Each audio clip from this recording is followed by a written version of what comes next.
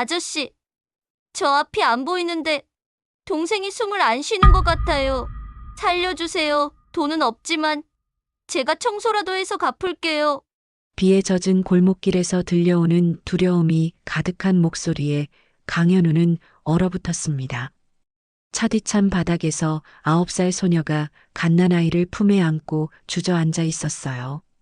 소녀는 앞이 잘 보이지 않는지 허공을 쳐다보고 있었습니다. 잠깐만. 현우는 떨리는 손으로 아기의 목에 손을 댔습니다. 차가웠어요. 너무 차가웠습니다. 맥박을 찾으려고 했지만 처음에는 아무것도 느껴지지 않았어요.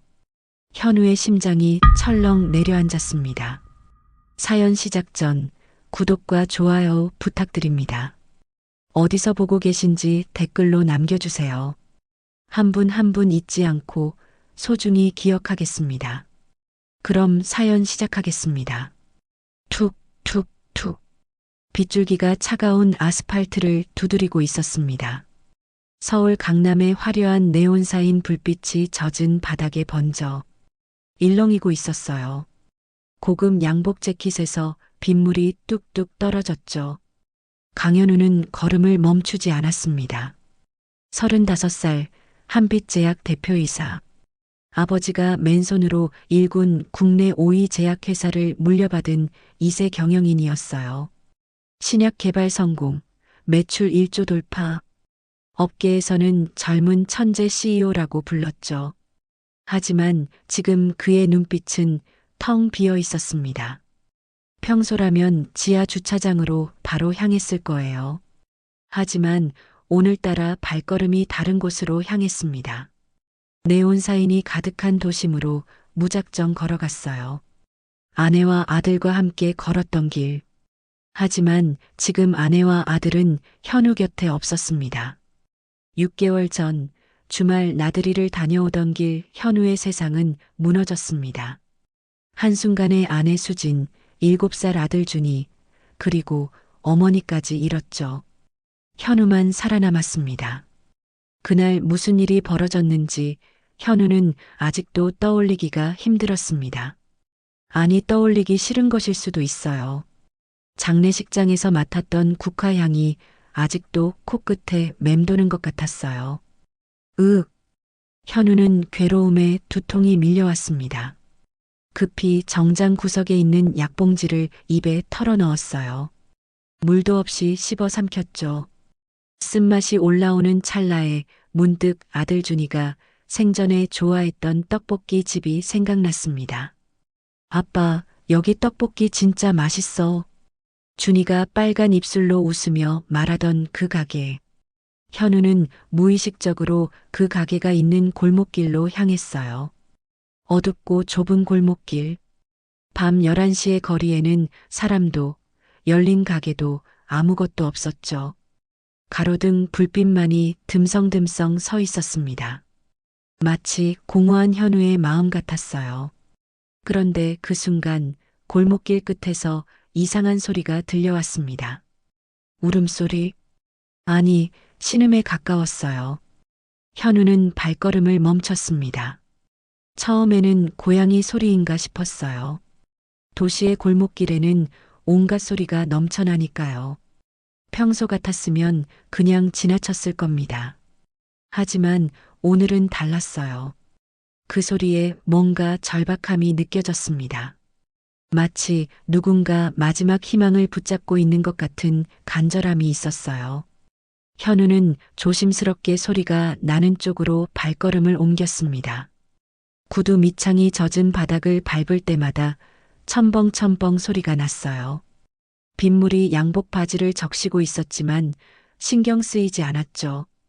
골목 깊숙한 곳, 가로등 빛이 간신히 닿는 어둠 속에 작은 그림자가 웅크리고 있었습니다. 가까이 다가가서야 현우는 그 정체를 알 수 있었어요. 아이였습니다. 9살 여자아이 김민서가 벽에 등을 기댄 채 앉아 있었어요. 그런데 품에 뭔가를 꼭 안고 있었습니다. 갓난아기였어요. 현우의 심장이 쿵 하고 내려앉았습니다. 민서의 옷은 비에 흠뻑 젖어 있었어요. 얇은 면 티셔츠가 작은 몸에 달라붙어 있었죠. 맨발이었습니다. 신발도 없이 차가운 바닥에 앉아 있었어요.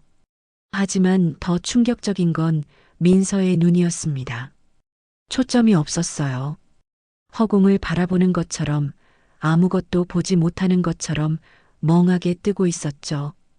얘야, 괜찮아? 현우가 무릎을 꿇고 눈높이를 맞추며 물었습니다. 그 순간 민서가 고개를 돌렸어요. 하지만 현우의 얼굴이 아닌 다른 곳을 바라보고 있었습니다. 누구세요? 떨리는 목소리였어요. 두려움과 경계심이 가득했죠. 나쁜 사람 아니야. 그냥 지나가다가. 현우가 말을 잇지 못했습니다. 민서의 품에 안긴 아기를 자세히 봤기 때문이에요. 아기의 얼굴이 창백했습니다. 입술이 파랗게 질려 있었어요. 숨을 쉬는 건지 아닌 건지도 알 수 없었죠. 아저씨, 민서가 떨리는 목소리로 말했습니다. 저 앞이 잘 안 보여요. 현우의 가슴이 서늘해졌어요.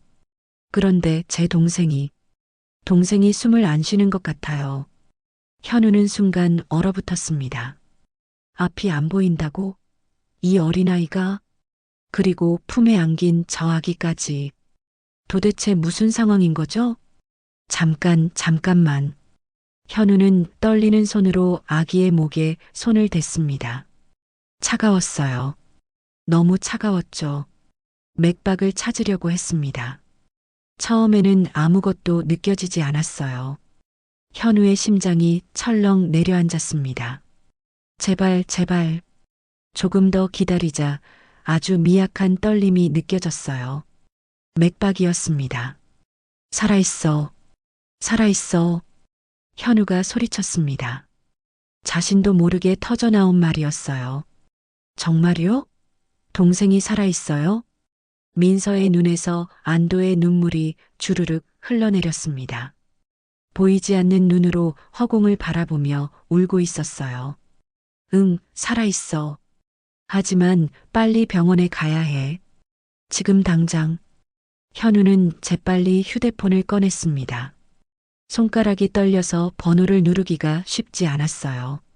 119. 아이가 의식불명이에요. 저체온증인 것 같습니다. 강남구 신사동 골목길. 말하다가 현우는 멈췄습니다. 구급차를 기다리기엔 시간이 너무 오래 걸릴 것 같았어요. 아기의 상태가 너무 심각해 보였거든요. 아니에요. 제가 직접 데려갈게요. 현우는 전화를 끊고 민서에게 말했습니다. 아저씨 믿고 따라와. 얼른 병원에 가자. 민서는 여전히 웅크린 채 경계하고 있었어요. 당연했죠. 앞도 보이지 않는 상황에서 모르는 어른의 말을 어떻게 믿겠어요. 현우는 잠깐 말을 멈췄습니다. 어떻게 해야 이 아이를 안심시킬 수 있을까? 아저씨도 아이를 잃어본 사람이야. 현우의 목소리가 떨렸습니다. 그래서 네 동생을 그냥 둘 수가 없어. 제발 나를 믿어줘. 민서는 한참 동안 말이 없었어요. 빗소리만 골목길에 울려 퍼졌습니다. 툭. 네. 민서가 작은 목소리로 대답했어요. 현우는 조심스럽게 민서의 손을 잡았습니다. 얼음장같이 차가웠어요. 얼마나 오래 여기 앉아 있었던 걸까요? 내가 동생 안고 갈게.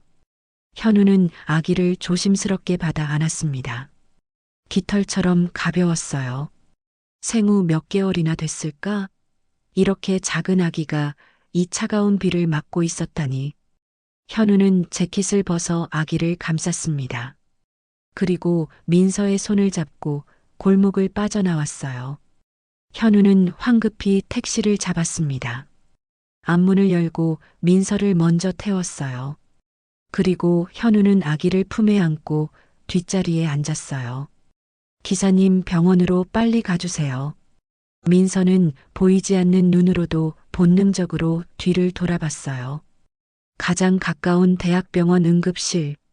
10분 거리였지만 현우에게는 1시간처럼 느껴졌습니다. 준아, 괜찮아. 누나 앞에 있어. 조금만 참아. 아이를 안고 있는 현우의 손이 차갑게 굳었습니다. 준이라고요? 이름이 준이라고요? 방금 뭐라고 했어? 현우가 떨리는 목소리로 물었습니다. 준이요. 이준이. 현우의 시야가 흐려졌어요. 6개월 전 떠나보낸 아들의 이름도 준이었습니다. 강준이. 매일 밤 부르던 그 이름. 준아, 잘 자하고 이마에 뽀뽀해주던 그 이름. 이제는 영원히 부를 수 없다고 생각했던 그 이름을 지금 이 낯선 아이가 부르고 있었어요. 우연일까요? 아니면 운명일까요? 응급실에 도착하자마자 현우는 택시에서 뛰어내렸습니다. 아이가 저체온증이에요. 빨리 도와주세요. 간호사들과 의사가 달려나왔어요. 아기를 응급처치실로 옮기는 동안 현우와 민서는 밖에서 기다릴 수밖에 없었습니다. 형광등 불빛이 눈부셨어요. 소독약 냄새가 코를 찔렀죠. 현우는 민서를 데리고 대기실 의자에 앉았습니다. 민서는 여전히 허공을 바라보고 있었어요. 젖은 옷이 의자에 물기를 남기고 있었죠. 추워. 조금요. 현우는 근처 자판기에서 따뜻한 코코아를 뽑아왔습니다. 민서의 손에 쥐어주자 작은 손이 종이컵을 감싸 안았어요. 고마워요. 민서가 작은 목소리로 말했습니다. 이름이 뭐야? 민서요. 김민서. 민서. 몇 살이야? 9살이요. 9살. 현우의 아들 준이와 2살밖에 차이 나지 않았어요.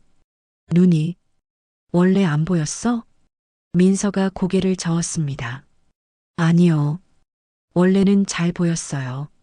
근데 엄마 아빠가 우리 버리고 간 날부터 점점 안 보이기 시작했어요. 현우의 가슴이 철렁했습니다. 부모님은 잠시 어디 가신 거야? 민서는 대답하지 않았어요. 대신 종이컵을 꼭 쥐고 고개를 숙였습니다. 현우는 더 이상 묻지 않았어요. 이 아이에게 무슨 일이 있었는지는 나중에 알아도 됐습니다. 지금은 동생이 무사한지가 더 중요했으니까요. 1시간쯤 지났을까요? 응급실 문이 열리며 젊은 의사가 나왔습니다. 보호자분이세요? 현우는 순간 멈칫했어요. 보호자? 자신은 이 아이들의 보호자가 아니었죠. 하지만 민서가 옆에서 불안하게 떨고 있는 게 느껴졌습니다. 네, 접니다. 현우는 거짓말을 했어요. 다행히 생명에는 지장이 없습니다. 의사의 말에 민서가 정말이요? 하고 소리쳤어요. 보이지 않는 눈에서 다시 눈물이 흘러내렸습니다. 하지만 심각한 저체온증과 영양실조 상태예요. 생후 3개월 정도 된 것 같은데 몸무게가 정상 아이의 절반도 안 돼요. 제대로 먹지 못한 것 같습니다. 3개월. 고작 생후 3개월. 그리고 죽은 아들 준이와 이름이 같다니. 단순한 우연일까요? 현우의 표정이 굳어졌습니다. 그리고 이 아이도 검사를 해봤는데요. 의사가 민서를 바라보며 말을 이었어요. 왼쪽 눈 시력은 정상인데 오른쪽 눈 시력이 거의 없는 상태입니다. 그런데 안구 자체에는 이상이 없어요. 그게 무슨 말이에요? 스트레스성 시력 저하로 보입니다. 심리적 충격이 너무 크면 뇌가 시각 정보를 처리하지 못하는 경우가 있어요. 특히 아이들에게 가끔 나타나는 증상이죠. 현우는 민서를 바라봤어요. 이 작은 아이가 얼마나 큰 충격을 받았으면 눈이 안 보이게 된 걸까요? 치료할 수 있나요? 심리적 안정을 찾으면 서서히 회복될 수 있어요. 하지만 시간이 걸릴 겁니다. 무엇보다 안정적인 환경이 중요해요. 그런데 의사가 말끝을 흐렸어요. 아이 상태를 보니 단순한 병이 아닌 것 같아서요. 혹시 아동보호 전문기관에 연락을 드려야 할까요? 그건 현우가 대답을 망설이는 순간 민서가 현우의 옷자락을 잡아당겼습니다. 아저씨, 응? 저희 보육원 다시 가기 싫어요. 보육원? 현우는 처음 알게 된 사실에 놀랐어요. 보육원에서 나온 거야? 민서가 고개를 끄덕였습니다. 준이가 계속 아팠는데 아무도 신경 안 써줘서 곧 죽을 것 같아서 그래서 제가 데리고 도망 나왔어요. 제 잘못이에요. 잘못했어요. 민서가 울기 시작했습니다. 9살 아이가 갓난아기를 데리고 보육원을 탈출했다고요? 그것도 한쪽 눈이 보이지 않는 상태로 현우는 믿을 수가 없었어요. 대체 이 민서와 준이에게 무슨 일이 있었던 걸까요? 민서야. 현우가 민서의 어깨에 조심스럽게 손을 올렸습니다. 네 잘못 아니야. 동생을 지키려고 한 거잖아. 넌 정말 대단한 거야. 민서의 울음이 조금 잦아들었어요. 정말요? 응, 정말이야. 현우는 자신도 모르게 결심하고 있었습니다. 의사가 조심스럽게 물었어요. 그래서 보호자 문제는 어떻게 하실 건가요? 아동보호기관에 연락을 드리면 아이들은 다시 시설로. 제가 돌보겠습니다. 현우의 입에서 그 말이 튀어나왔어요. 의사도 옆에 있던 간호사도 깜짝 놀랐습니다. 현우 자신도 놀랐어요. 왜 이런 말이 나왔는지 모르겠습니다. 그냥 입에서 저절로 나온 말이었죠. 입원 절차 알려주세요. 새벽 3시 병실 창문 너머로 비가 그치고 있었습니다. 민서는 동생 침대 옆 보호자용 간이 침대에서 잠들어 있었어요. 작은 손으로 준이의 손을 꼭 잡은 채로요. 현우는 병실 구석 의자에 앉아 그 모습을 바라보고 있었습니다. 왜 이런 결정을 한 걸까? 자신도 이해할 수 없었어요. 하지만 이 아이들을 내버려둘 수가 없었습니다. 민서가 허공을 바라보며 동생이 숨을 안 쉬는 것 같아요라고 말하던 그 절박했던 목소리. 아기의 이름이 준이라는 걸 알았을 때 느꼈던 가슴 떨림. 모든 게 우연이라고 하기엔 너무 이상했어요. 6개월 전 현우는 가족을 잃었습니다. 그리고 오늘 비 오는 골목길에서 두 아이를 만났어요. 마치 누군가가 일부러 만나게 해준 것처럼 현우는 창문을 바라봤습니다. 먹구름 사이로 달빛이 희미하게 새어나오고 있었어요. 준아. 현우는 작은 목소리로 중얼거렸습니다. 죽은 아들을 부르는 건지 병실에 누워있는 아기 준이를 부르는 건지 알 수 없었어요. 하지만 한 가지는 확실했습니다. 오늘 밤 현우의 텅 빈 삶에 뭔가가 들어왔다는 것. 그것이 희망인지 아니면 또 다른 시련의 시작인지는 아직 알 수 없었죠. 다음 날 아침 병실에 햇살이 들어오고 있었습니다. 민서가 먼저 눈을 떴어요. 여전히 앞이 잘 보이지 않았지만 따뜻한 햇살이 얼굴에 닿는 게 느껴졌습니다. 아저씨? 응, 민서야. 아저씨 여기 있어. 잠에서 깬 현우가 말했습니다. 저 왼쪽 눈은 잘 보이고 청소도 잘해요. 그러니까 저희 안 버리실 거죠? 민서의 목소리가 떨려왔습니다. 9살 아이가 해서는 안 될 질문이었어요. 하지만 민서는 이미 한 번 버림받은 경험이 있었죠. 현우의 마음이 아려왔습니다. 현우는 민서의 작은 손을 잡았습니다. 걱정 마. 아저씨가 약속할게. 민서의 눈에서 또 눈물이 흘러내렸어요. 하지만 이번엔 다른 눈물이었습니다. 이틀 후 준이의 상태가 안정되자 현우는 아이들을 자신의 집으로 데려갔습니다. 서울 용산구에 위치한 현우의 집은 정원이 딸린 2층 양옥집이었어요. 혼자 살기엔 너무 큰 집이었죠. 6개월 전만 해도 이 집은 웃음소리로 가득했습니다. 아침마다 어머니가 해주는 밥 냄새가 집안 가득 퍼졌었죠.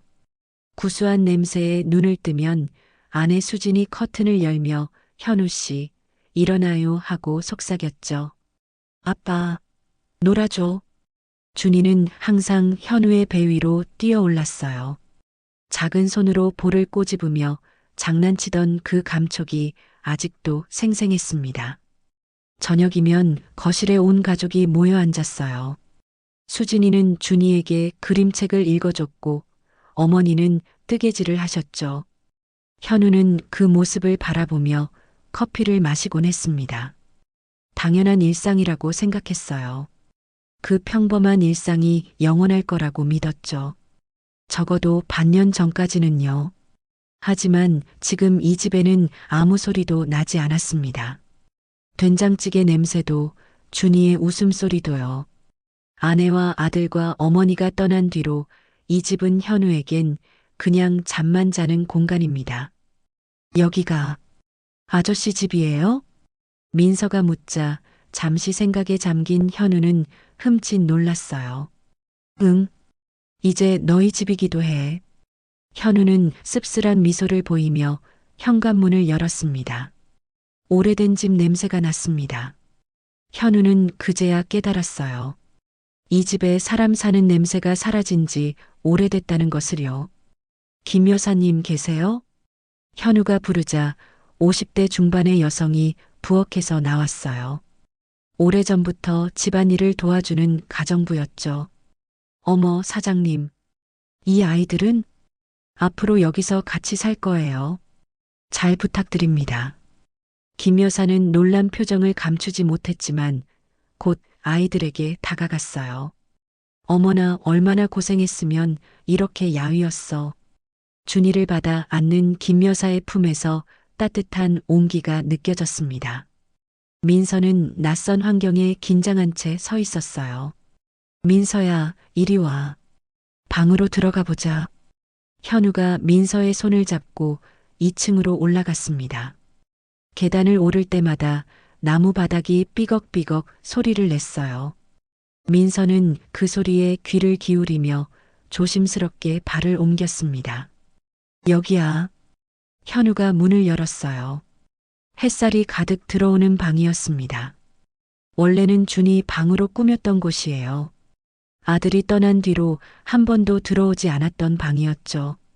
벽에는 아직도 공룡 그림이 붙어 있었고 책꽂이에는 동화책이 꽂혀 있었습니다. 현우는 잠깐 멈칫했어요. 이 방에 다른 아이를 들이는 게 맞는 걸까? 하지만 민서의 차가운 손을 잡고 있으니 그런 생각이 사라졌습니다.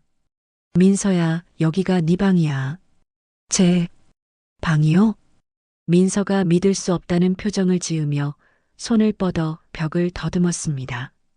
부드러운 벽지가 손끝에 닿았어요. 여기 정말 따뜻해요. 민서가 작은 목소리로 말했습니다. 현우는 대답하지 못했어요. 목이 메어서요. 그날 밤 현우는 아이들이 잠든 모습을 확인하고 방으로 돌아왔습니다. 준이는 김 여사 방에서 자고 있었어요. 갓난아기를 혼자 재울 수는 없으니까요. 김 여사가 제가 돌볼게요. 사장님은 푹 쉬세요 하며 준이를 안아갔습니다. 민서는 자기 방 침대에 웅크린 채 잠들어 있었어요. 낯선 환경이 불안한지 이불을 꼭 끌어안고 있었죠. 앞이 잘 안 보이면서도 하루 종일 동생 걱정만 하던 그 모습에 현우는 가슴이 먹먹해졌습니다. 방에 들어와 침대에 누웠어요. 오랜만에 피곤함이 몰려왔습니다. 눈을 감자마자 깊은 잠에 빠져들었죠. 그런데 꿈속에서 그날의 악몽이 다시 시작됐어요. 가족 나들이를 갔다가 집으로 돌아오는 길이었습니다. 아빠, 오늘 진짜 재밌었어. 뒷좌석에서 준이가 신나게 떠들었어요. 놀이공원에서 산 풍선을 꼭 쥐고 있었죠. 준아, 아이스크림 먹을래? 집 앞에서 사줄까? 아내 수진이 뒤를 돌아보며 웃었어요. 응, 초코맛. 어머니는 조수석에서 흐뭇하게 웃고 계셨습니다. 우리 준이 오늘 많이 걸었는데도 안 피곤해? 안 피곤해. 할머니랑 또 놀러 가고 싶어. 평화로운 오후였어요. 평범한 일요일이었죠. 그때 옆 차선에서 차 한 대가 비틀거리며 달려왔어요. 이상했습니다. 지그재그로 움직이고 있었어요. 현우는 본능적으로 속도를 줄였습니다. 그 순간 그 차가 갑자기 중앙선을 넘어왔어요. 현우는 브레이크를 밟았습니다. 하지만 늦었어요. 쾅! 굉음과 함께 세상이 뒤집어졌습니다. 유리창이 깨지는 소리, 금속이 찌그러지는 소리, 그리고 들려오는 비명. 수진아, 준아, 어머니. 현우는 소리쳤어요. 하지만 아무 대답이 없었습니다. 피 냄새가 코를 찔렀어요. 깨진 유리창 사이로 차가운 바람이 들어왔죠. 고개를 돌리자 수진의 얼굴이 보였어요. 눈을 감고 있었습니다. 움직이지 않았어요. 수진아, 일어나. 제발. 뒷좌석을 봤어요. 준이가 축 늘어져 있었습니다. 손에서 풍선이 빠져나가 천장에 붙어 있었죠. 준아, 준아. 나중에 안사실이었어요. 상대방 차 운전자는 술에 취해 있었습니다. 낮부터 술을 마시고 운전대를 잡은 거였죠. 음주운전이었습니다. 그 잘못된 선택이 현우의 소중한 가족을 빼앗아갔어요. 운전자의 얼굴이 보이지 않았어요. 너 이 자식 누구야? 현우는 잠결에 신음을 내뱉었어요. 이마에 식은땀이 흘러내렸습니다. 온몸이 경직된 채 침대에서 뒤척였죠. 잡아야 돼. 그때 누군가 현우의 팔을 흔들었어요. 아저씨, 아저씨. 눈을 떴습니다. 민서가 침대 옆에 서 있었어요. 보이지 않는 오른쪽 눈 대신 왼쪽 눈으로 현우를 바라보고 있었죠. 아저씨, 괜찮아요? 무서운 꿈 꿨어요? 민서야, 너 어떡해? 소리가 들렸어요. 아저씨가 준이를 부르는 소리. 현우는 멍하니 민서를 바라봤어요. 건너방에서 이 소리를 들었다고요? 저 귀가 좋아요. 보육원에서도 선생님 발소리 듣고 제일 먼저 일어났거든요. 민서가 작은 목소리로 말했어요. 현우는 말없이 민서의 얼굴을 바라봤습니다. 이 아이가 자신을 악몽에서 깨워준 거였어요. 사고 이후 매일 밤 반복되던 그 악몽. 아저씨, 그런데 준이를 왜 불렀어요? 아니야. 그냥 꿈 꿨어. 아저씨도 무서운 꿈 꿔요? 저도 꿔요. 엄마 아빠가 우리 버리고 가는 꿈. 그 꿈 꾸면 진짜 무서워요. 민서가 현우의 손을 잡았어요. 작고 따뜻한 손이었습니다. 근데 있잖아요. 오늘은 덜 무서웠어요. 왜? 아저씨가 있으니까요. 현우의 가슴이 뭉클해졌습니다. 이 아이는 대체 얼마나 많은 상처를 받은 걸까요? 그런데도 자신을 위로하려고 하다니. 고마워요, 아저씨. 저희 안 버리고 데려와줘서. 현우는 대답 대신 민서의 머리를 쓰다듬었어요. 부드러운 머리카락이 손끝에 닿았습니다. 민서야. 네. 너도 무서운 꿈 꾸면 언제든 와. 알겠지? 민서가 고개를 끄덕였어요. 그리고 작은 목소리로 말했습니다. 아저씨, 저 옆에서 자도 돼요? 오늘만요. 현우는 잠깐 망설이다가 고개를 끄덕였어요. 민서가 침대 끝에 조심스럽게 누웠습니다. 작은 몸이 이불 한쪽을 살짝 차지했어요. 아저씨, 응? 좋은 꿈 꿔요. 현우는 민서의 고른 숨소리에 조금씩 안정을 되찾았습니다. 현우의 대저택에 아침이 밝았습니다. 창문 사이로 햇살이 부드럽게 스며들었어요. 새소리가 정원에서 들려왔죠. 하지만 현우는 이미 눈을 뜨고 있었습니다. 어젯밤 민서가 옆에서 잠든 뒤로 한숨도 못 잤어요. 작은 숨소리를 들으며 밤새 천장만 바라봤죠. 내가 뭘 하고 있는 거지? 아직 뺑소니범도 잡지 못했는데. 하지만 이상하게도 후회되지는 않았어요. 어젯밤 민서가 악몽에서 깨워졌을 때 느꼈던 그 감정. 작은 손이 자신의 손을 잡았을 때의 온기. 6개월 만에 느껴보는 따스함이었습니다. 옆에서 민서가 몸을 뒤척였어요. 눈을 비비며 천천히 일어났습니다. 왼쪽 눈으로 주위를 둘러보다가 현우를 발견했어요. 아저씨, 여기 어디예요? 내 방이야. 어젯밤에 여기서 잤잖아. 민서가 멍하니 앉아 있었어요. 아직 상황 파악이 안 되는 표정이었죠. 배고프지 않아? 민서가 작게 고개를 끄덕였습니다. 1층 식당으로 내려가자 고소한 냄새가 코를 감쌌어요. 계란 프라이 굽는 냄새, 된장찌개 끓는 냄새, 갓 지은 밥 냄새가 뒤섞여 있었죠. 어머, 일어나셨어요? 김 여사가 앞치마를 두른 채 부엌에서 나왔습니다. 품에는 준이가 안겨 있었어요. 준이는 어때요? 밤새 잘 잤어요. 새벽에 한 번 울었는데 분유 먹이니까 금방 잠들더라고요. 현우는 준이를 바라봤습니다. 작은 얼굴, 통통한 볼, 꼭 담은 입술, 죽은 아들 준이와 이름이 같은 아기. 가슴이 뻐근해졌어요. 사장님, 안아보실래요? 김 여사가 준이를 내밀었습니다. 현우는 순간 몸이 굳었어요. 아니요. 괜찮아요. 손사래를 쳤습니다. 아직은 안 되겠어요. 이 아기를 안으면 죽은 아들 생각이 너무 날 것 같았거든요. 김 여사는 눈치를 챘는지 더 이상 권하지 않았어요. 민서야, 이리 와. 밥 먹자. 현우가 민서의 손을 잡고 식탁으로 이끌었습니다. 민서는 식탁 앞에 앉아 음식을 바라봤어요. 왼쪽 눈으로 천천히 살펴보는 모습이었죠.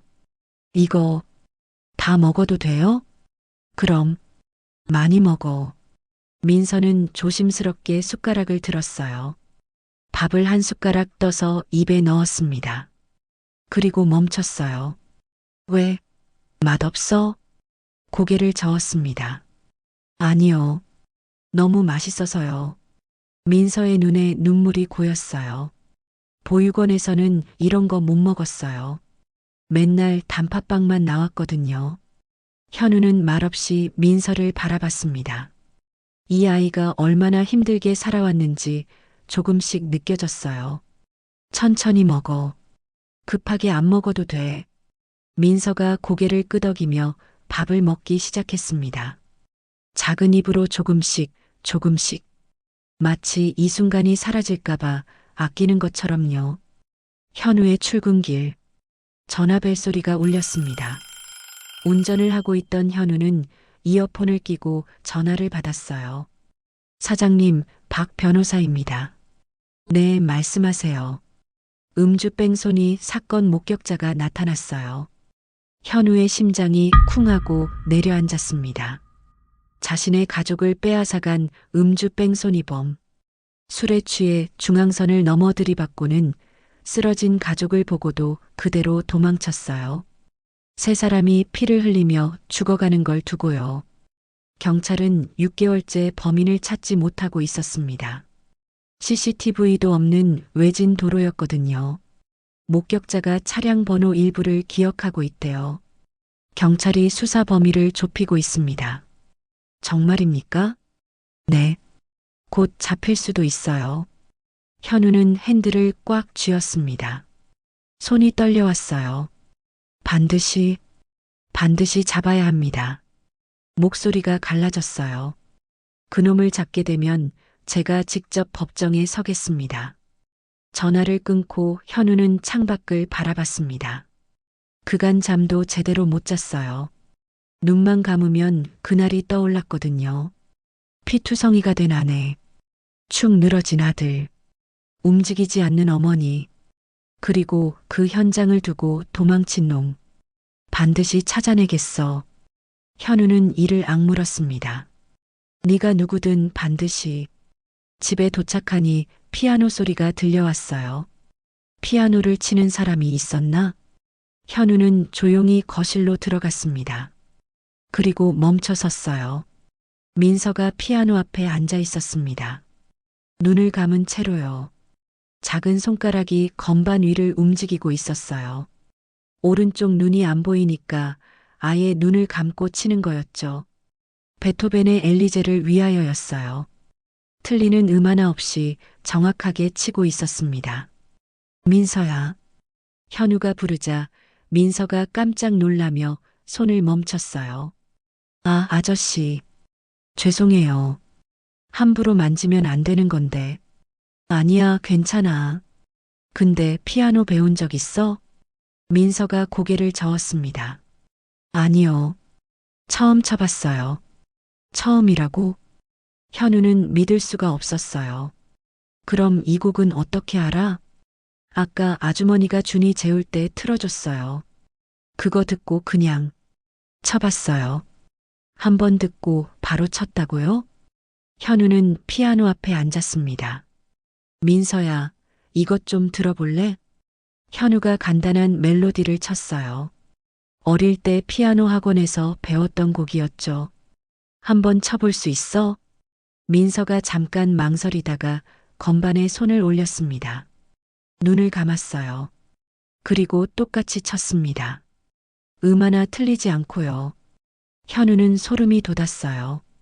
민서야, 너 혹시... 이건 절대 음감이었습니다. 한번 들은 소리를 정확하게 기억하고 재현하는 능력. 수백만 명 중에 한 명 나올까 말까 한 희귀한 재능이었어요. 다음 날 현우는 민서를 데리고 대학병원을 찾았어요. 소아청소년과와 심리상담과 진료를 받기 위해서였죠. 일단 눈부터 검사해 볼게요. 의사가 여러 가지 검사를 진행했습니다. 시력 검사, 안저 검사, 뇌 MRI까지. 결과가 나왔어요. 오른쪽 눈 시력이 0.1 정도밖에 안 나오네요. 하지만 안구 자체에는 문제가 없어요. 그럼 왜? 스트레스성 시력 저하입니다. 심리적 충격이 너무 크면 뇌가 시각 정보를 처리하지 못하는 경우가 있어요. 의사가 민서를 바라보며 말을 이었습니다. 민서야, 혹시 무서운 일이 있었어? 민서가 고개를 숙였어요. 엄마 아빠가 우리 버리고 갔어요. 의사의 표정이 굳어졌습니다. 그날부터 안 보이기 시작한 거야? 민서가 고개를 끄덕였어요. 처음에는 조금씩 흐려졌는데 점점 더 안 보이더니 현우는 가슴이 아팠습니다. 부모에게 버림받은 충격이 눈을 멀게 한 거였어요. 치료할 수 있나요? 심리적 안정을 찾으면 서서히 회복될 수 있어요. 시간이 걸리겠지만 안정적인 환경이 가장 중요합니다. 의사가 현우를 바라봤어요. 보호자분이 잘 돌봐주셔야 해요. 이 아이에게는 믿을 수 있는 어른이 필요합니다. 현우는 고개를 끄덕였습니다. 그리고 또 다른 검사 결과가 나왔어요. 그리고 한 가지 더 있어요. 의사가 서류를 넘기며 말했습니다. 민서의 인지능력 검사 결과가 나왔는데요. 상위 0.1% 수준이에요. 네. 절대음감에 수리 영재성까지 있어요. 이 정도면 영재교육원 입학 대상입니다. 현우는 민서를 바라봤습니다. 이 작은 아이가 천재였다니. 버림받고 눈이 안 보이고 갓난아기 동생까지 돌봐야 했던 아이가. 민서야, 너 정말 대단하다. 민서가 고개를 갸웃거렸어요. 제가요? 왜요? 그냥 정말 대단해. 현우는 민서의 머리를 쓰다듬었습니다. 이 아이를 지켜줘야겠다는 생각이 더 강해졌어요. 집으로 돌아온 저녁, 민서는 처음으로 활짝 웃었습니다. 아저씨, 저 정말 머리 좋은 거예요? 응. 의사 선생님이 그랬잖아. 그럼 저 학교 가도 돼요? 현우는 잠깐 멈칫했어요. 학교? 보육원에서는 학교 못 갔어요. 준이 돌봐야 해서 9살인데 학교를 못 갔다고요? 현우는 가슴이 먹먹해졌습니다. 당연히 가야지. 학교도 가고 피아노도 배우고 하고 싶은 거 다 해. 정말요? 민서의 눈이 반짝였어요. 왼쪽 눈에 빛이 들어왔죠. 정말이야. 민서가 갑자기 현우에게 달려와 안겼습니다. 작은 팔이 현우의 허리를 감쌌어요. 고마워요, 아저씨. 현우는 순간 몸이 굳었습니다. 6개월 만에 처음으로 누군가 안아줬어요. 죽은 아들 준이가 떠올랐습니다. 아빠, 준이도 이렇게 달려와서 안기곤 했죠. 작은 팔로 꼭 껴안으며 아빠 사랑해 하고 말하던 그 아이. 현우는 눈물이 날 것 같았어요. 하지만 꾹 참았습니다. 떨리는 손으로 민서의 등을 토닥였어요. 아저씨도 고마워. 그날 밤 준이가 밤중에 울음을 터뜨렸습니다. 김 여사가 달래보려고 했지만 소용없었어요. 사장님, 아무리 달래도 안 그쳐요. 현우는 방에서 나와 거실로 갔습니다. 준이가 김 여사 품에서 발버둥 치고 있었어요. 얼굴이 빨갛게 달아올라 있었죠. 열은 없는 것 같은데. 왜 이러지?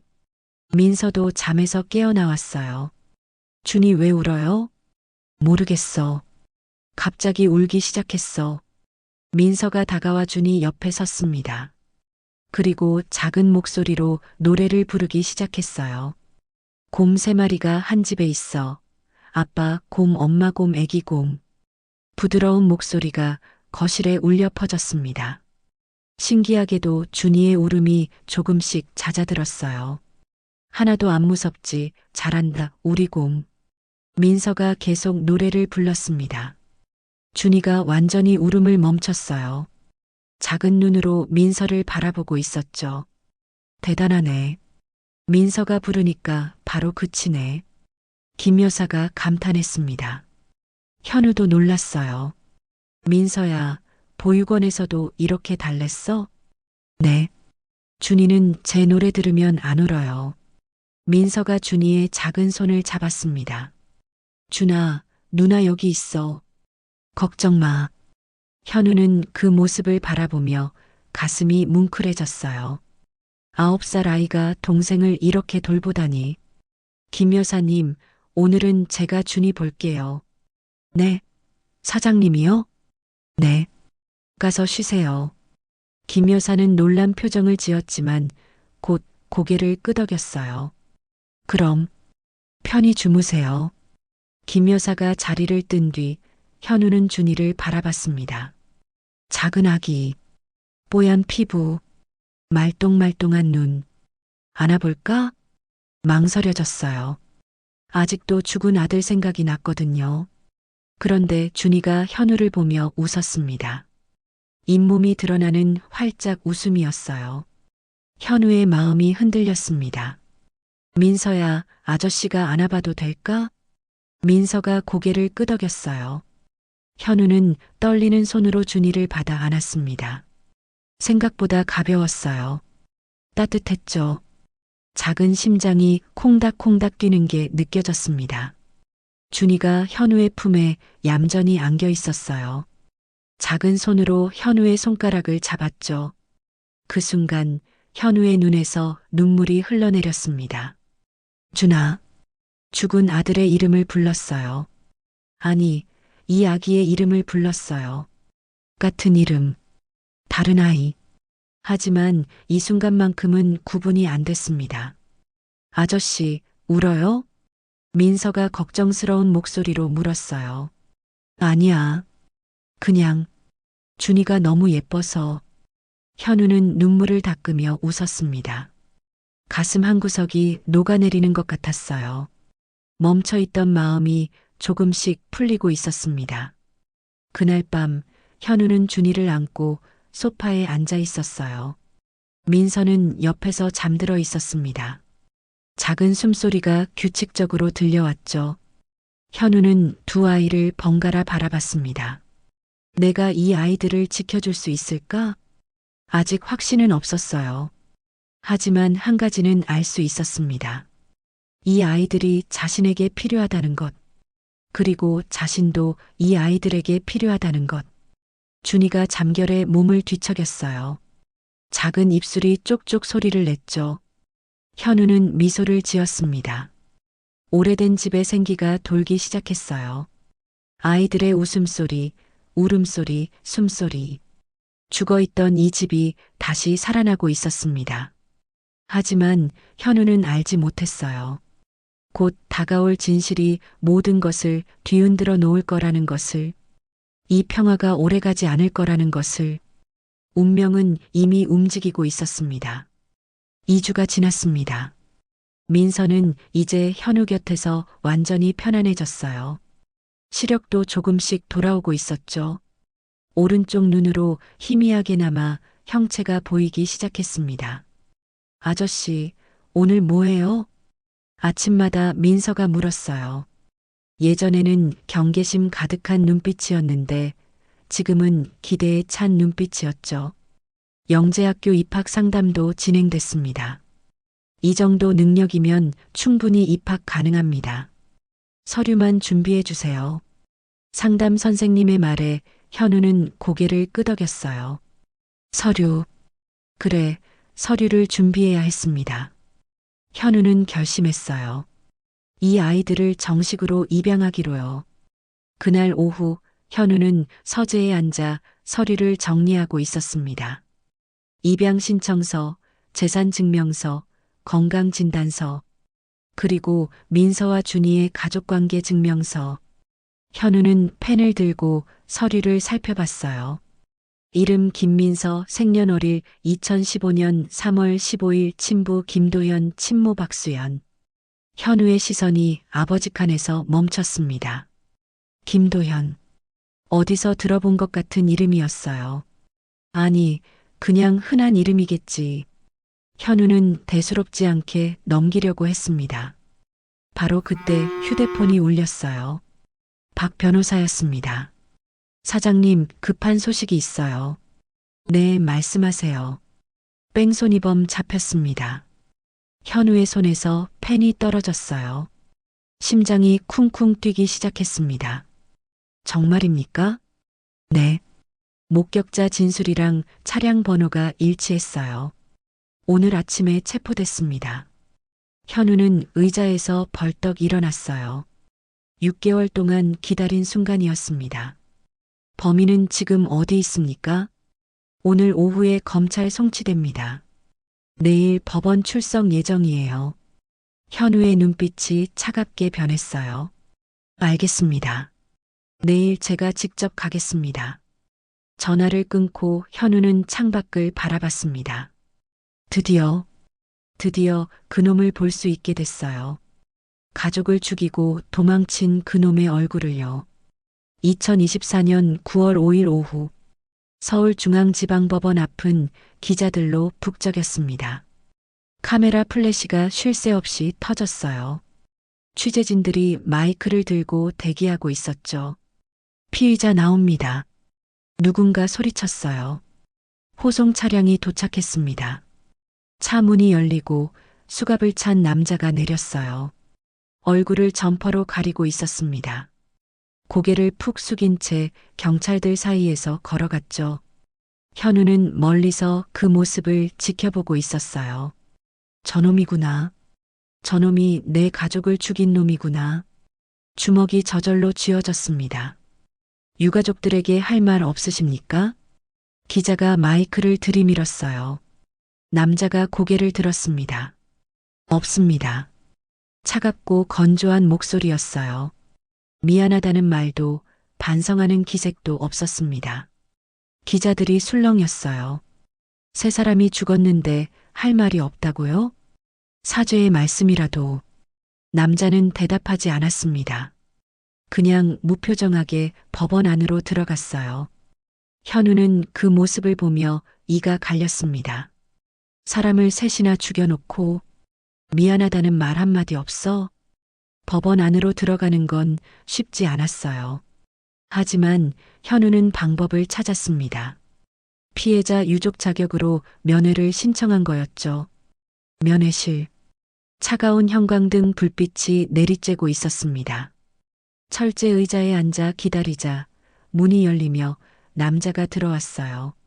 수갑을 찬 채로 현우는 처음으로 그의 얼굴을 똑바로 봤습니다. 40대 초반으로 보이는 남자. 헬쑥한 얼굴에 푹 꺼진 눈. 하지만 눈빛에는 반성의 기색이 전혀 없었어요.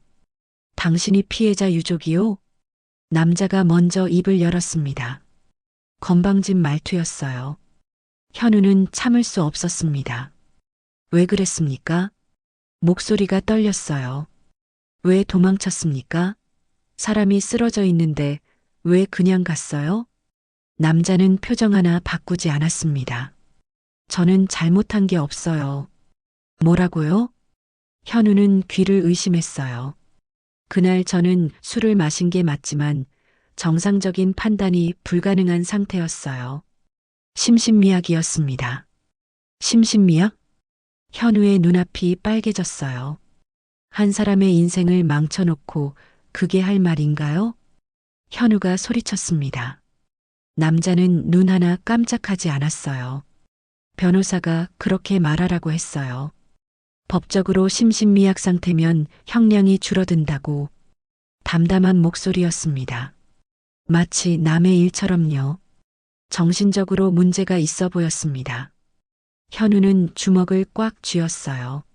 손톱이 손바닥을 파고들었습니다. 당신 때문에 내 아내가 죽었어요. 목소리가 갈라졌어요. 그리고 내 목숨보다 소중한 아들이 죽었어요. 어머니도 돌아가셨고요. 현우의 눈에서 눈물이 흘러내렸습니다. 근데 당신은 미안하다는 말 한마디 없네요? 한 사람의 세상을 무너뜨려 놓고 사람이 어떻게 그럴 수 있어요? 남자는 잠깐 입을 다물었어요. 그리고 입을 열었습니다. 변호사 통해서 협의하시죠. 그 순간 현우는 의자를 박차고 일어났어요. 협의? 이 쓰레기 같은 놈. 경비원들이 달려와 현우를 붙잡았습니다. 진정하세요. 진정하세요. 현우는 버둥거리며 소리쳤어요. 저런 놈이 사람이야? 저런 놈이. 남자는 무표정하게 끌려나갔습니다. 뒤도 돌아보지 않고요. 현우는 그 뒷모습을 보며 무릎이 꺾였어요. 바닥에 주저앉아 울었습니다. 범인을 찾으면 조금이라도 마음이 나을 줄 알았어요. 하지만 아니었습니다.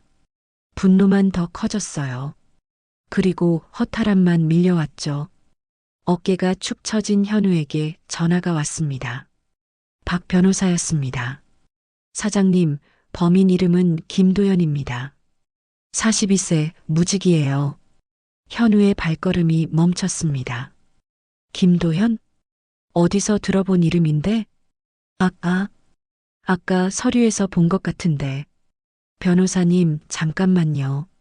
현우는 급하게 차로 돌아갔어요. 조수석에 놓아둔 서류 봉투를 뒤졌습니다. 민서의 가족관계 증명서. 아버지 이름 자리에 새겨져 있는 김도연이라는 이름 세 글자. 나이도 42세 똑같았습니다.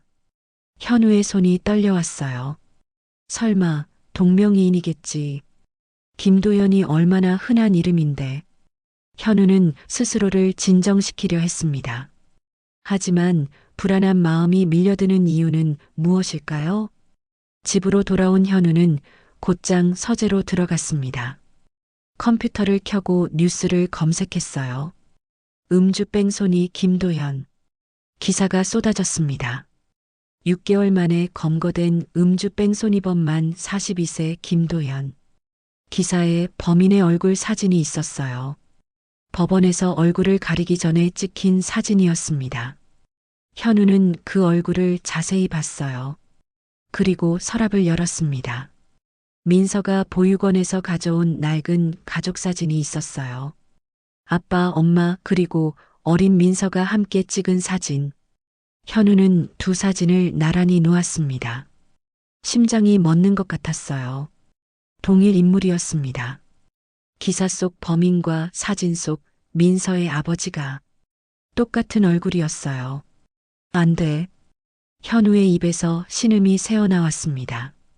손이 떨려서 사진을 떨어뜨렸어요. 머리가 하얘졌습니다. 자신의 가족을 죽인 뺑소니범. 그놈의 딸을 자기가 키우고 있었던 거였어요. 그놈의 아들을 품에 안고 있었던 거였어요. 하. 현우는 미친 듯이 웃었습니다. 웃다가 울었어요.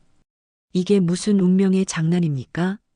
대체 왜 하필이면? 현우는 박 변호사에게 전화했습니다. 변호사님, 부탁이 있습니다. 목소리가 떨렸어요. 김도연에게 자식이 있는지 알아봐 주세요. 자식이요? 갑자기 왜? 그냥 알아봐 주세요. 지금 당장이요. 전화를 끊고 현우는 어둠 속에 앉아 있었습니다. 제발 동명이인이길. 제발 내가 잘못 본 거길. 1시간쯤 지났을까요? 박 변호사에게서 전화가 왔습니다. 사장님 확인했습니다. 김도연에게 자녀가 둘 있어요. 딸 김민서 9살, 아들 김준이 생후 7개월. 현우는 대답하지 못했어요. 사장님? 듣고 계세요? 네. 근데 왜 갑자기 범인 자녀를? 현우는 전화를 끊었습니다. 그리고 그 자리에 무너져 내렸어요. 김민서, 김준이. 자신이 지금 키우고 있는 아이들이었습니다. 입양하려고 했던 아이들이었어요. 뺑소니범의 자식들. 아내를 죽인 놈의 딸. 아들을 죽인 놈의 아들. 어머니를 죽인 놈의 핏줄. 현우는 머리를 감싸쥐었습니다. 왜 하필? 눈물이 멈추지 않았어요. 그날 밤 현우는 잠든 민서의 방 앞에 섰습니다. 문을 열지 못했어요. 들어갈 수가 없었습니다. 민서의 얼굴을 보면 아까 본 그 남자의 얼굴이 떠올랐어요. 저는 잘못한 게 없어요. 그 뻔뻔한 목소리가 귓가에 맴돌았습니다. 민서는 아무 잘못이 없었어요. 그걸 알고 있었습니다. 내가 어떻게... 현우는 벽에 등을 기대고 주저앉았어요. 내 가족을 죽인 놈의 자식을 내가 어떻게 키워? 목소리가 갈라졌습니다. 눈물이 볼을 타고 흘러내렸어요. 민서가 아저씨, 여기 따뜻해요라고 말했을 때의 미소. 준이가 자신의 품에서 잠들었을 때의 온기. 그 모든 게 이제는 고통으로 변해버렸습니다. 현우는 무릎을 끌어안고 울었어요. 소리 없이 아무도 모르게 밤새도록요. 다음 날 아침, 현우는 아이들과 눈을 마주치지 못했습니다. 아저씨, 오늘 기분 안 좋아요? 민서가 걱정스러운 목소리로 물었어요. 아니야. 회사 일이 좀 있어서. 현우는 고개를 돌렸습니다. 민서의 얼굴을 볼 수가 없었어요. 그 얼굴이 그 남자와 닮은 것 같았거든요. 아저씨, 민서의 목소리가 작아졌어요. 제가 뭔가 잘못했어요? 아니야. 네 잘못 아니야. 현우는 빠르게 자리를 피했습니다. 민서는 혼자 남겨져 멍하니 서 있었어요. 김 여사가 걱정스러운 표정으로 민서를 바라봤습니다. 사장님이 요즘 왜 저러시지? 서재에 틀어박힌 현우는 며칠째 고민에 빠져 있었습니다. 책상 위에는 2장의 서류가 놓여 있었어요. 하나는 입양 신청서, 하나는 아동보호기관 연락처. 어떻게 해야 하지? 이 아이들을 계속 키워야 할까? 아니면 다른 곳으로 보내야 할까? 현우는 펜을 들었다가 내려놓기를 수십 번을 반복했어요. 민서의 웃는 얼굴이 떠올랐어요. 아저씨, 고마워요. 준이가 자신의 손가락을 잡았을 때의 감촉이 느껴졌습니다. 하지만 동시에 저는 잘못한 게 없어요. 그 남자의 뻔뻔한 얼굴도 떠올랐어요. 현우는 머리를 감싸쥐었습니다. 어떻게 해야 해? 어떻게? 아무리 생각해도 답이 나오지 않았어요. 그때 서재 문이 똑똑 두드려졌습니다. 아저씨, 민서의 작은 목소리가 들렸어요. 들어가도 돼요? 현우는 급히 서류를 덮었습니다. 응, 들어와. 민서가 조심스럽게 문을 열고 들어왔어요. 손에 뭔가를 들고 있었습니다. 종이접기로 만든 꽃이었어요.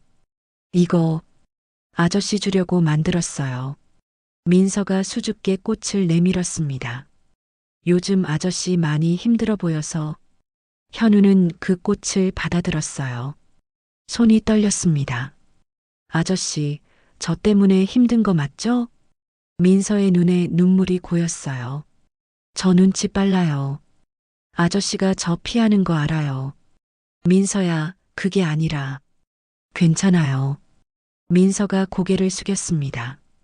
저 원래 이래요. 사람들이 처음엔 좋아하다가 나중에 싫어해요. 목소리가 떨렸어요. 엄마 아빠도 그랬어요. 처음엔 좋아하다가 나중엔 버리고 갔어요. 현우의 가슴이 찢어지는 것 같았습니다. 그러니까 아저씨도 싫으면 말해요.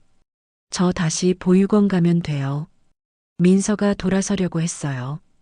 현우는 그 순간 민서의 손을 잡았습니다. 민서야. 목소리가 갈라졌어요. 네 잘못이 아니야. 현우의 눈에서 눈물이 흘러내렸습니다. 진짜 네 잘못이 아니야. 민서가 고개를 돌렸어요. 그럼 왜? 현우는 대답하지 못했습니다. 그냥 민서를 끌어안았어요. 작은 몸이 품에 안겼습니다. 미안해. 아저씨가 미안해. 현우는 흐느끼며 말했어요. 조금만 시간을 줘. 아저씨가 정리할 시간이 필요해. 민서는 대답하지 않았습니다. 그냥 현우의 품에서 조용히 울었어요. 두 사람 모두 아무것도 모른 채 서로 다른 상처를 안고 울고 있었습니다. 현우는 알고 있었어요. 결정을 내려야 한다는 것을. 하지만 그 결정이 무엇이 되어야 하는지 아직은 알 수 없었습니다. 며칠이 지났습니다. 현우는 여전히 갈등 속에 있었어요. 민서와 눈을 마주치기가 힘들었습니다. 준이를 안아주는 것도 망설여졌죠. 그 아이들의 얼굴을 볼 때마다 법원에서 봤던 그 남자의 얼굴이 떠올랐거든요. 저는 잘못한 게 없어요. 그 뻔뻔한 목소리가 귓가에 맴돌았습니다. 하지만 동시에 아저씨, 여기 따뜻해요. 민서의 웃는 얼굴도 떠올랐어요. 현우는 매일 밤 잠을 이루지 못했습니다. 어떻게 해야 할지 답이 나오지 않았거든요. 그날 오후 현우는 서재에서 서류를 정리하고 있었어요. 입양 서류는 한쪽에 치워둔 상태였습니다. 그때 김 여사가 급하게 문을 두드렸어요. 사장님, 손님이 오셨는데요. 손님이요? 누구죠? 그게 아이들 엄마라고 하시는데요. 현우의 심장이 철렁했습니다. 아이들 엄마? 박수연? 어디 계세요? 거실에 계세요. 근데 사장님, 그 여자 분위기가 좀. 현우는 급히 서재를 나섰습니다. 거실에 낯선 여자가 앉아 있었어요. 30대 후반으로 보이는 여자. 화려한 화장에 브랜드 가방을 들고 있었습니다. 집안을 두리번거리며 살피고 있었어요. 당신이 한빛제약 대표 강현우 씨? 여자가 먼저 입을 열었습니다. 건방진 말투였어요. 네. 그런데 당신은 박수연이에요. 민서랑 준이 엄마. 현우의 눈빛이 차가워졌습니다. 무슨 일로 오셨습니까? 무슨 일이긴요. 내 새끼들 보러 왔죠. 박수연이 다리를 꼬며 말했어요. 근데 집이 꽤 좋네요. 용산에 이런 집이 있었어? 현우는 대답하지 않았습니다. 박수연이 코웃음을 쳤어요. 뭘 그렇게 째려봐요? 난 애들 친엄마예요. 볼 권리 있잖아요. 아이들을 버린 사람이 무슨 권리를 말하는 겁니까? 현우의 목소리가 날카로워졌어요. 박수연은 눈 하나 깜짝하지 않았습니다. 아니요. 잠깐 떨어져 있었을 뿐이에요. 사정이 있었거든요. 사정이요? 남편이 사고치는 바람에 경찰한테 쫓기고 있었어요. 애들 데리고 있으면 잡힐 것 같아서 잠깐 맡겨둔 거예요. 담담한 목소리였습니다. 마치 장 보러 가면서 집 맡겨둔 것처럼요. 현우는 분노를 참았어요. 그래서 대체 무슨 일로 오신 겁니까? 박수연이 미소를 지었습니다. 단도직입적으로 말할게요. 가방에서 서류를 꺼냈어요. 애들 입양하실 거죠? 그러려면 친권 포기 동의서가 필요해요. 애들 아빠는 감옥에 있어서 나만 동의하면 돼요. 박수연이 서류를 흔들었습니다. 5억. 5억 주세요. 그럼 지금 바로 사인해 줄게요. 현우는 귀를 의심했어요. 뭐라고요? 5억이요. 그 정도면 싸게 쳐주는 거예요. 박수연이 집안을 둘러봤어요. 제약회사 대표 정도면 5억쯤은 푼돈이잖아요. 현우의 주먹이 떨렸습니다. 당신 지금 아이들을 돈 받고 팔겠다는 겁니까? 팔긴요. 입양동의 비용이죠. 박수연이 손톱을 살폈어요. 싫으면 말고요. 친권은 나한테 있으니까. 애들 데려갈 수도 있어요. 당신이 무슨 자격으로? 자격? 난 친엄마예요. 박수연이 비웃었습니다. 법적으로 내가 유리해요. 그렇게 말하셔도 소용없다는 거 잘 아시잖아요. 현우는 치밀어 오르는 분노를 억눌렀어요. 이런 인간이 부모라니. 이런 인간이 민서와 준이의 엄마라니. 그때 거실 입구에서 작은 소리가 들렸습니다. 엄마. 민서가 서 있었어요. 박수연을 보고 얼어붙은 표정이었습니다. 어머, 민서야.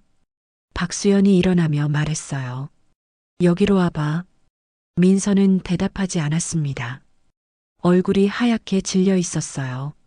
몸이 부들부들 떨리고 있었죠. 뭘 그렇게 떨어? 엄마잖아. 박수연이 다가가려고 했어요.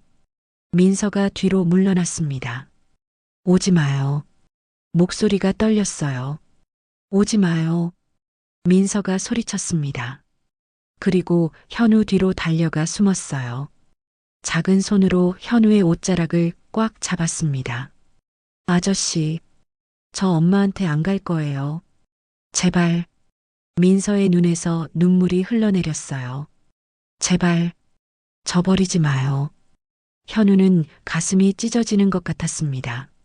얼마나 무서우면 이렇게 떨까요? 박수연이 한숨을 쉬었어요. 저것 봐. 애가 왜 저래? 내가 뭘 잘못했다고. 현우는 민서를 감싸 안으며 박수연을 노려봤습니다. 돌아가세요. 네. 당장 돌아가세요. 아이 앞에서 무슨 짓입니까? 야, 내가 친엄마라니까? 그럼 애가 왜 이렇게 떨어요? 설명해 보세요. 현우의 목소리가 높아졌어요. 돌아가세요. 당장요. 박수연의 표정이 싸늘하게 변했습니다. 좋아요. 오늘은 가줄게요. 가방을 들며 말했어요. 근데 잘 생각해요. 5억 안 주면 애들 데려갈 거야. 할 수 있으면 해보세요. 저 다 찾아보고 온 거예요. 그러니까 쉽게 해결하려 하지 마세요. 박수연이 웃으며 현관으로 향했어요. 문을 열다가 뒤를 돌아봤습니다. 민서를 보며 말했어요. 민서야, 건강하게 지내고 있어야 한다. 문이 닫혔습니다. 쿵. 무거운 소리가 집안에 울렸어요. 민서는 한참 동안 떨었습니다. 현우의 옷자락을 놓지 않았어요. 아저씨, 저 엄마한테 안 가도 되죠? 가지 않아도 돼. 현우가 민서를 안아줬어요. 아저씨가 지켜줄게. 말은 그렇게 했지만 현우의 마음은 복잡했습니다. 법적으로 박수연이 유리한 건 사실이었거든요. 친권자 동의 없이는 입양이 불가능했어요. 민서가 조금 진정된 후 김 여사가 방으로 데려갔습니다. 현우는 혼자 거실에 남았어요. 소파에 앉아 머리를 감싸쥐었습니다. 어떻게 해야 하지? 그날 저녁 현우는 차를 몰았습니다. 어디로 가는지 자신도 몰랐어요. 그냥 운전대를 잡고 달렸습니다. 머릿속이 너무 복잡했거든요. 범인의 자식? 뻔뻔한 친엄마. 그리고 겁에 질린 민서의 얼굴. 저 엄마한테 안 갈 거예요. 제발. 그 목소리가 계속 귓가에 맴돌았어요. 정신을 차려보니 현우는 추모공원 앞에 와 있었습니다. 무의식적으로 이곳으로 왔어요. 해가 지고 있었습니다. 노을빛이 하늘을 물들이고 있었어요. 현우는 천천히 언덕을 올랐습니다. 가족들의 묘가 있는 곳으로요. 김수진, 강준희, 강순옥, 세 개의 묘비가 나란히 서 있었습니다. 현우는 묘비 앞에 무릎을 꿇었어요. 수진아, 준아, 어머니, 목소리가 떨렸습니다. 나 어떻게 해야 해? 눈물이 흘러내렸어요. 그놈이 잡혔어. 우리 가족 죽인 그놈. 현우는 흙바닥을 손으로 쥐었습니다. 근데 그놈 자식들을 내가 지금 키우고 있어. 목소리가 갈라졌어요. 웃기지? 원수의 자식들을 내가 품에 안고 있었어. 바람이 불었습니다. 현우의 눈물이 볼을 타고 흘러내렸어요. 근데 있잖아. 그 애들은 아무 죄가 없어. 민서의 얼굴이 떠올랐습니다. 오히려 그 쓰레기 같은 부모에게서 버림받은 애들이야. 준이의 작은 손이 생각났어요.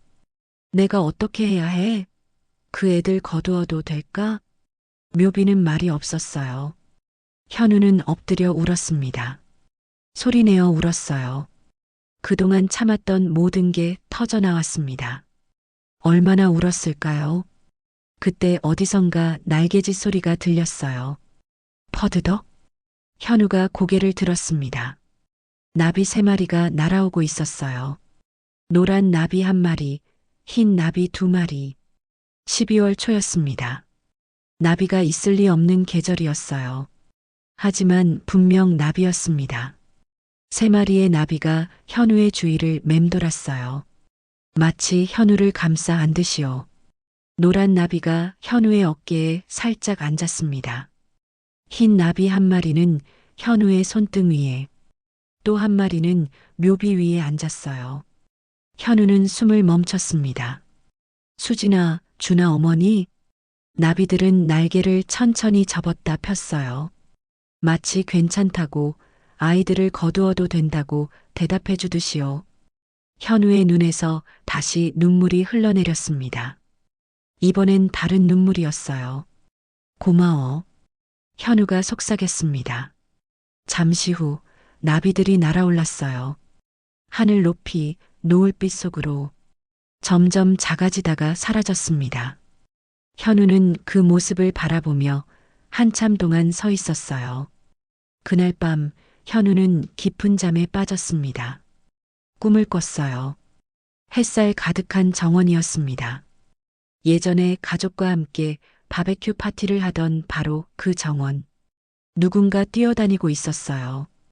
7살 준이었습니다. 아빠, 빨리 와. 준이가 손을 흔들며 뛰어왔어요. 현우는 믿을 수가 없었습니다. 준아, 아빠, 친구 소개해 줄게.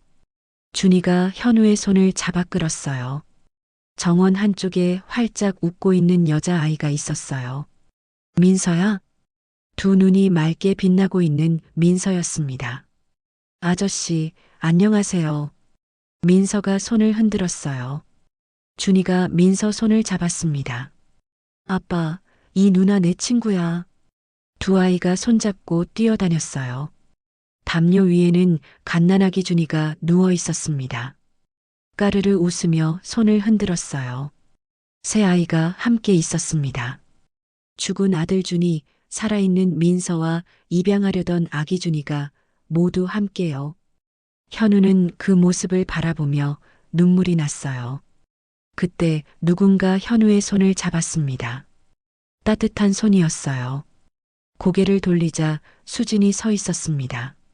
아름답게 웃고 있었어요. 예전 모습 그대로였죠. 현우가 입을 열려고 했어요. 수진이 손가락을 입술에 가져다 댔습니다. 쉿! 그리고 말없이 고개를 끄덕였어요. 하지만 그 눈빛이 모든 걸 말해주고 있었습니다. 괜찮아. 행복해도 돼. 저 아이들을 사랑해도 돼. 수진이 현우의 손을 꼭 쥐어줬어요. 따뜻한 온기가 전해졌습니다. 현우는 눈물을 흘리며 그 손을 잡았어요. 눈을 떴습니다. 천장이 보였어요. 새벽빛이 창문 사이로 스며들고 있었습니다. 현우의 볼은 눈물로 젖어 있었어요.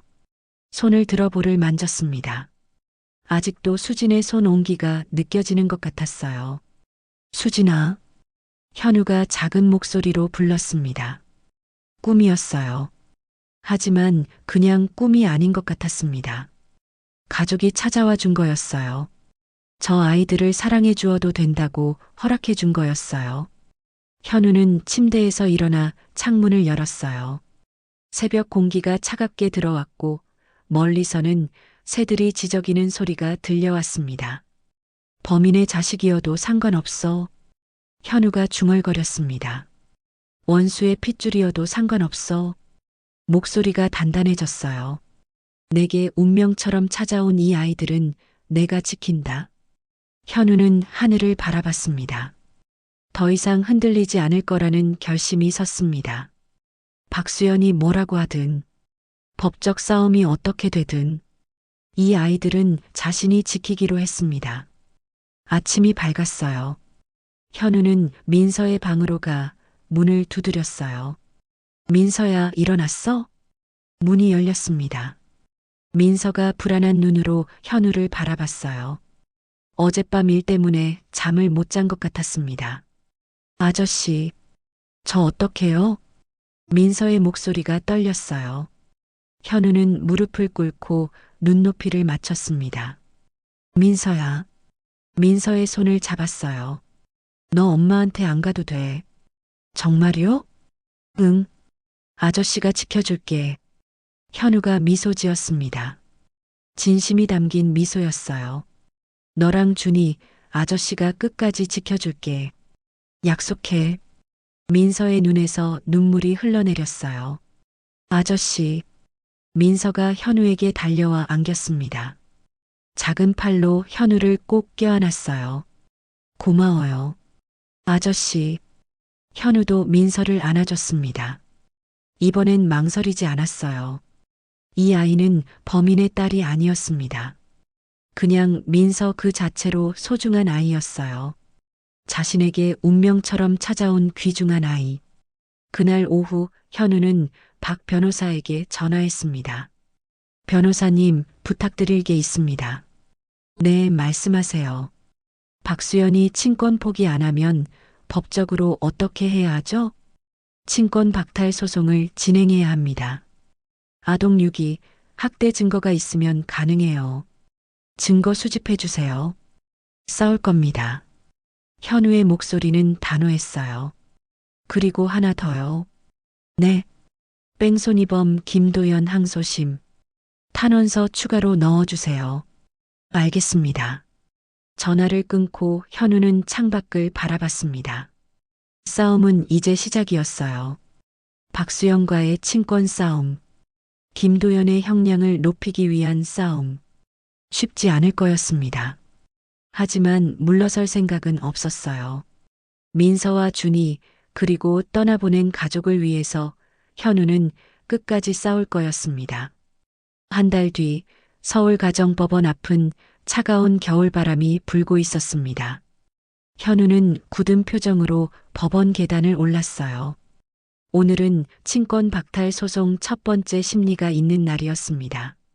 박 변호사가 옆에서 서류를 정리하며 말했어요. 증거는 충분합니다.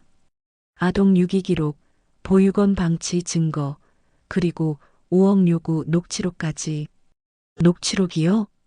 네. 그날 거실에서 나눈 대화, 집 CCTV에 음성이 녹음되어 있었어요.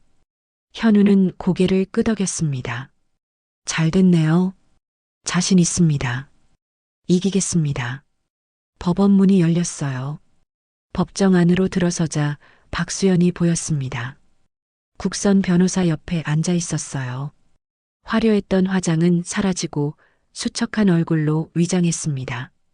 하지만 눈빛은 여전히 뻔뻔했어요. 피고 박수연, 원고 측 주장에 대해 반박하십시오. 판사가 말했습니다. 박수연이 일어났어요. 저는 아이들을 버린 적 없습니다. 두려움에 떠는 척 연기를 했습니다. 남편이 사고를 쳐서 경제적으로 어려웠어요. 잠깐 보육원에 맡긴 것뿐입니다. 잠깐이요? 판사가 서류를 넘겼습니다. 기록에 따르면 6개월 동안 단 한 번도 면회를 가지 않으셨습니다. 그게 사정이 있었어요. 어떤 사정입니까? 박수연이 입을 다물었어요. 박 변호사가 일어났습니다. 재판장님, 증거 제출하겠습니다. 녹음 파일이 재생됐어요. 5억 주세요. 그럼 친권 포기해 줄게요. 싫으면 말고요. 애들 데려갈 테니까. 박수연의 목소리였습니다. 법정이 술렁였어요. 판사의 표정이 굳어졌습니다.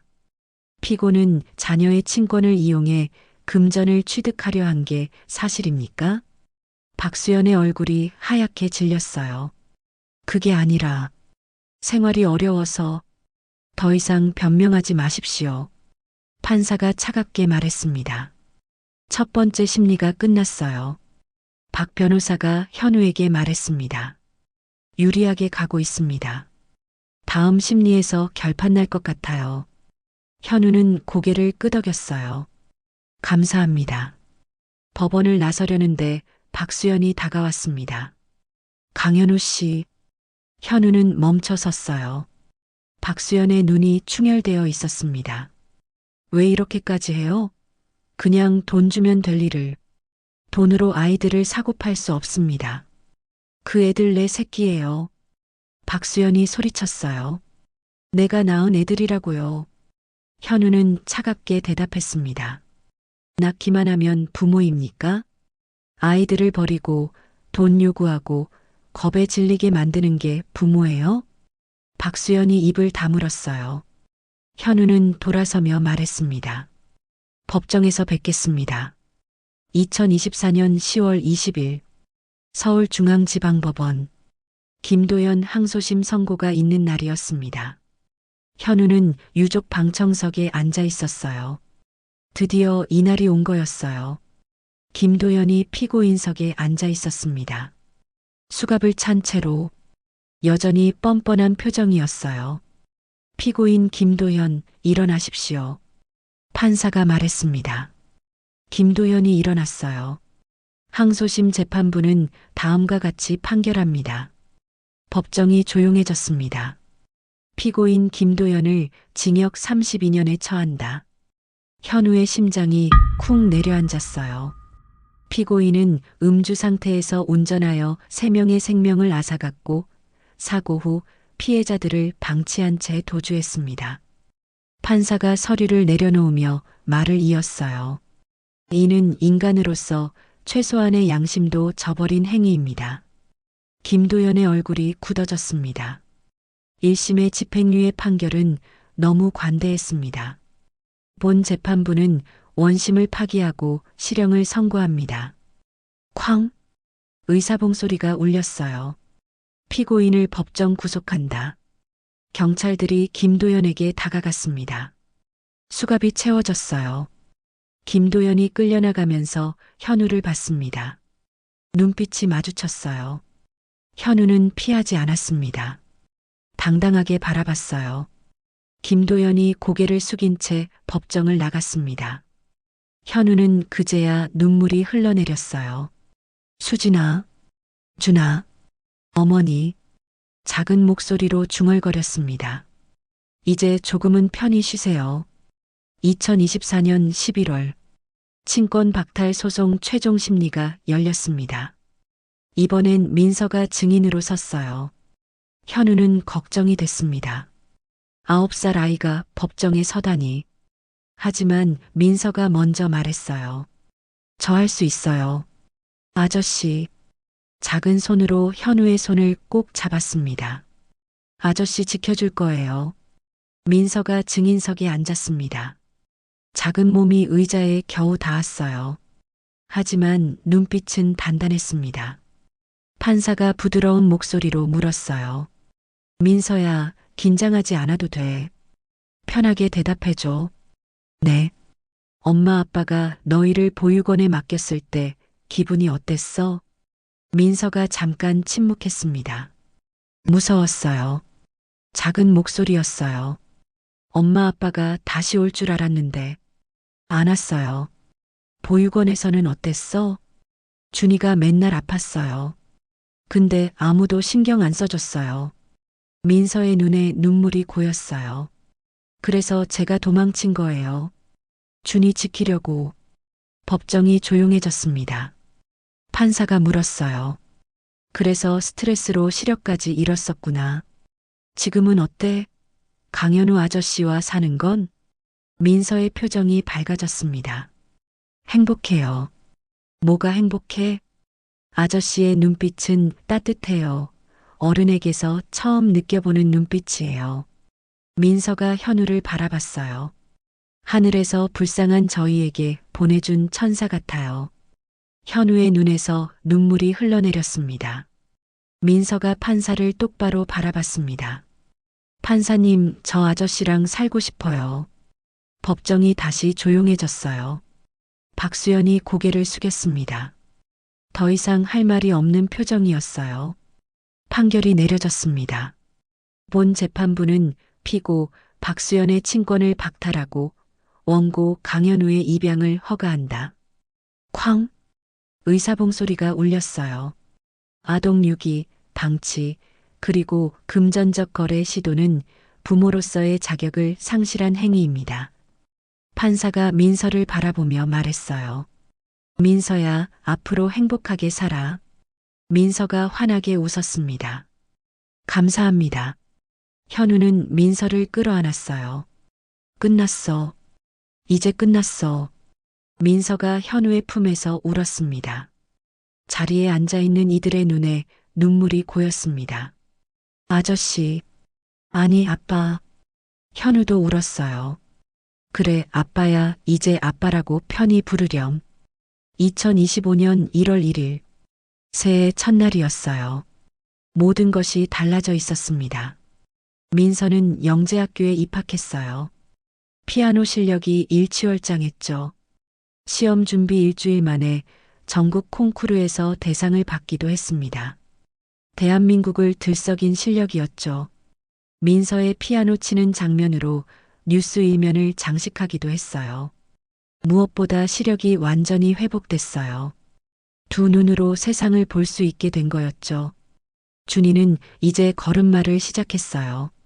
아장아장 걸어다니며 아빠 아빠 하고 불렀죠. 그 소리를 들을 때마다 현우의 가슴이 따뜻해졌습니다. 한빛제약 본사 1층 로비. 신년회가 시작되고 있었습니다. 직원들과 가족들이 모여 있었어요. 화려한 조명 아래 그랜드 피아노가 놓여 있었습니다. 사회자가 마이크를 잡았어요. 자, 이제 특별한 순서가 있습니다. 로비가 조용해졌어요. 올해 전국 피아노 콩쿠르 대상 수상자 강민서 양의 축하 연주가 있겠습니다. 박수가 터져 나왔습니다. 민서가 무대로 올라갔어요. 하얀 원피스를 입은 모습이 천사 같았습니다. 피아노 앞에 앉아 객석을 바라보았습니다. 현우는 품에 준이를 안고 앞줄에 앉아 있었어요.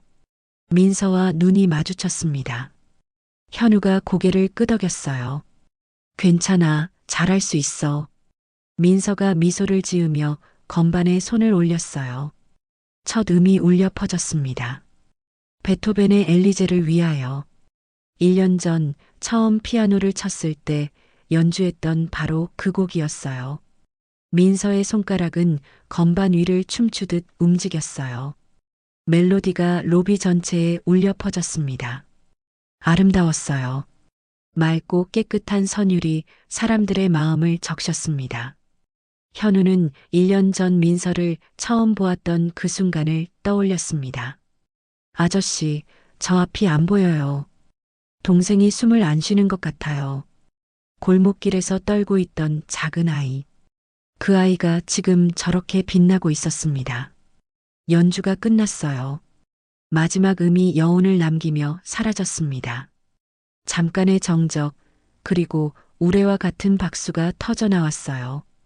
브라보, 대단해. 사람들이 환호했습니다. 민서가 일어나 환하게 웃으며 인사했어요. 두 눈이 반짝반짝 빛나고 있었죠. 민서가 무대에서 내려와 현우에게 달려왔습니다. 아빠, 저 잘했죠? 잘했어. 정말 잘했어. 현우가 민서를 안아줬어요. 우리 딸 최고야. 민서가 현우의 품에서 웃었습니다. 그때 품에 안긴 준이가 손을 뻗었어요. 민서의 볼을 만지려는 것 같았습니다. 준이가 활짝 웃었어요. 민서가 준이의 작은 손을 잡았습니다. 우리 준이, 누나 연주 들었어? 준이가 까르르 웃었어요. 해맑은 웃음이었습니다. 현우는 그 웃음을 보며 가슴이 뜨거워졌어요. 준이의 미소가 너무나 맑았습니다. 천사가 웃는 것 같았어요. 아니, 마치 하늘에 있는 준이가 웃음을 보내주는 것 같았습니다. 아빠, 행복해? 어디선가 준이의 목소리가 들리는 것 같았어요. 현우는 눈물을 참으며 준이를 꼭 안았습니다. 그래, 행복해. 아빠 행복해. 작은 목소리로 속삭였어요. 고마워. 너희들 덕분이야. 로비에 따뜻한 음악이 흘러나왔습니다. 사람들이 웃고 대화하는 소리가 들렸어요. 현우는 한 손으로 준이를 안고 다른 손으로 민서의 손을 잡았습니다.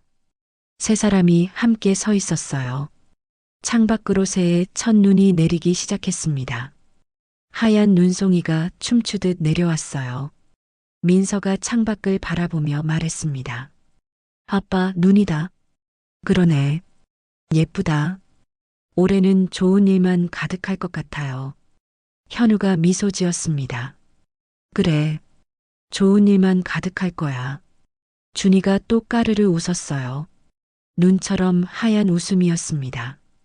현우는 그 웃음을 가슴에 새겼어요. 1년 전만 해도 상상할 수 없었던 순간이었습니다.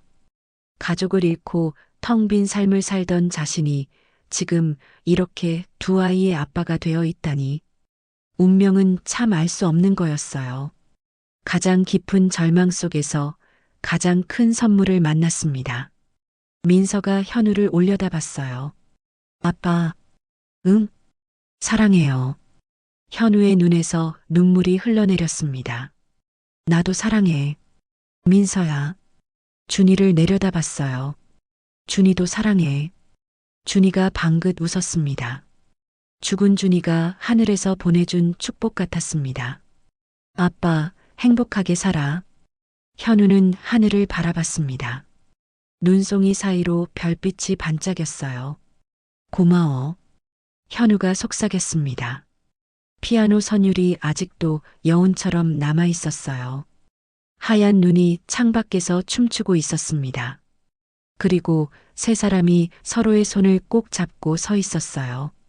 상처투성이었던 세 개의 영혼이 이제는 하나의 가족이 되어 새로운 시작을 맞이하고 있었습니다. 오늘의 이야기는 어떠셨나요? 마음에 울림이 있으셨다면 구독과 좋아요로 마음을 표현해 주세요. 더욱 따뜻하고 감동적인 사연으로 보답해 드리겠습니다. 오늘도 편안한 하루 되세요. 감사합니다.